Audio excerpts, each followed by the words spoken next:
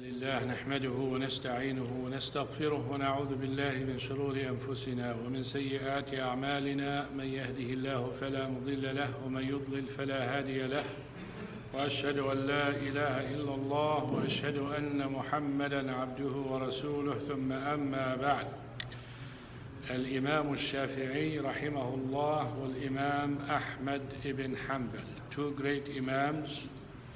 One, his name Al-Imam Ashshafi'ee, one of the Imams for Al-Madhhab Al-Shafi'i, was born in year 150, the same year that Imam Abu Hanifa rahimahullah died.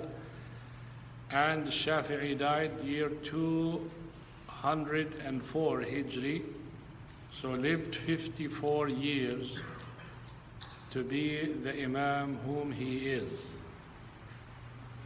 And sometimes when you reflect on those great Imams like him and others, and Imam al-Nawawi rahimahullah, who was 42 or 45 at the most died, and he has what he has, we look at ourselves and our age and what have we done?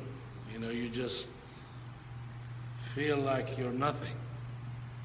With the knowledge that Allah subhanahu wa ta'ala, how He blessed their time to give what they have given.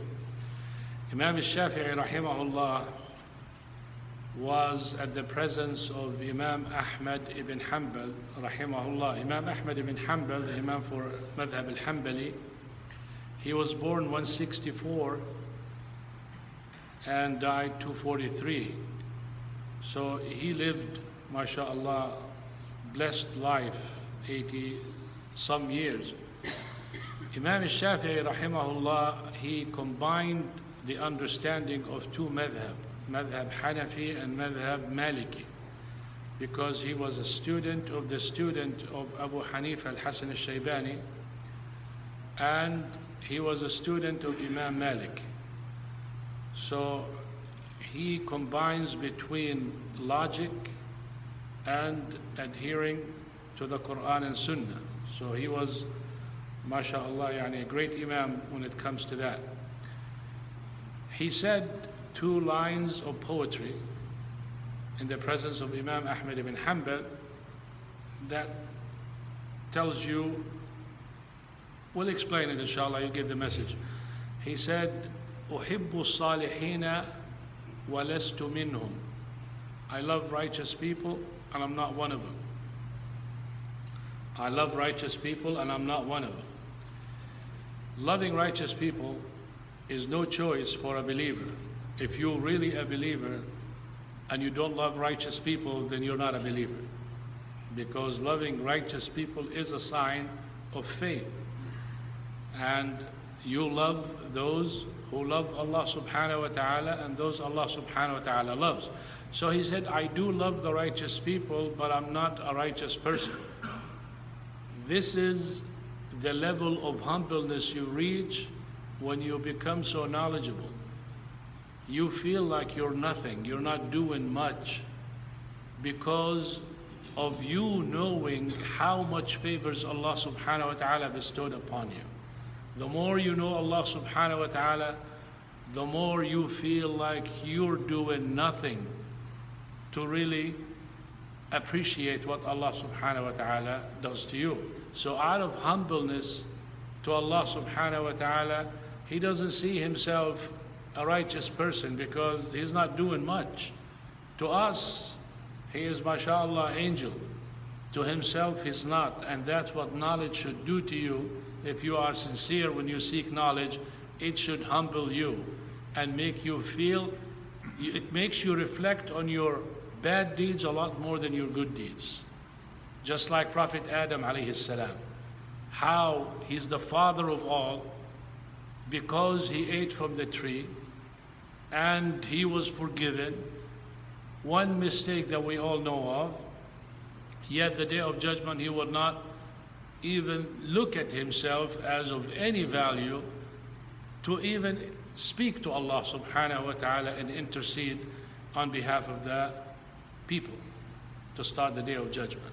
Because of that, he said, no, I disobeyed Allah subhanahu wa ta'ala. One mistake. And if we look at ourselves, You see the person sinning by the millions and looking at himself righteous. I'm not that bad. I'm not doing anything. Alhamdulillah, I am such and I am such. So he said, I love righteous people and I'm not one of them. Why do you love them? عَسَىٰ أَنْ أَنَالَ بِهِمْ شَفَاعَةً. The least that I can get from them, maybe they'll intercede for me. So his ambition is to, if he goes to hellfire, some of those righteous people might remember him. Because when you go to Jannah, you start thinking about your friends and the people you met, even if it's one time. And then Allah subhanahu wa ta'ala will ask you, everything is good? Yeah, alhamdulillah, you saved me from hellfire and you put me in Jannah. Wait a minute, where is so and so? And you start remembering your friends and the people you met. Allah subhanahu wa ta'ala say, oh, he's in hellfire. He said, oh Allah, I cannot really relax or have pleasure unless that person is with me. He tells him, go and get him. So he goes to hellfire and take that person. So you love righteous people, or he said, I love them so I can possibly get that if I don't make it to Jannah. And then he added something else. واكره من بضاعته المعاصي. And I dislike the person who does hardly anything but disobedience, like many of us, backbiting, because all of us involved most of the time. He said, I dislike those people. Why does he dislike those people?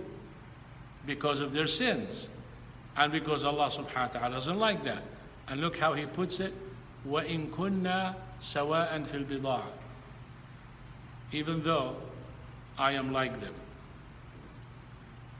So he looks at himself as sinful. Why? Because he focuses on his shortcomings a lot more than the righteous deed that he does. So he was saying those lines. Ahmad bin Hanbal was present and he knows who Ashshafi'ee is. In fact, he is his student. Look how he answered him. قال تحب الصالحين وأنت منهم. You love righteous people and you are one of them. رفيق الركب يلحق بالجماعة. The person who goes along the group, he's counted one of the group.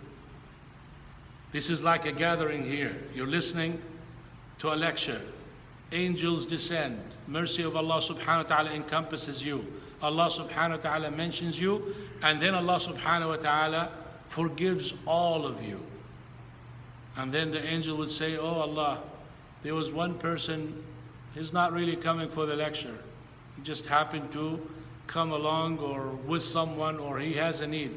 Allah subhanahu wa ta'ala says they are the group that no one will suffer. So because of your goodness, the person who's not that good goes along and he's saved. So Ahmad bin Hanbal told him,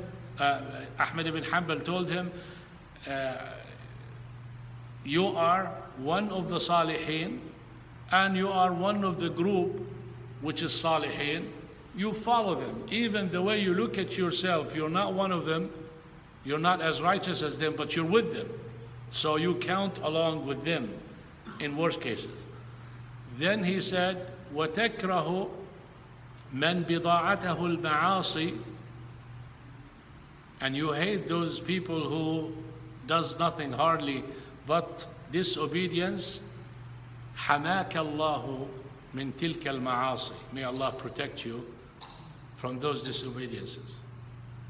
I want you to just reflect on how they look at themselves and how they defend themselves and what they like and what they dislike.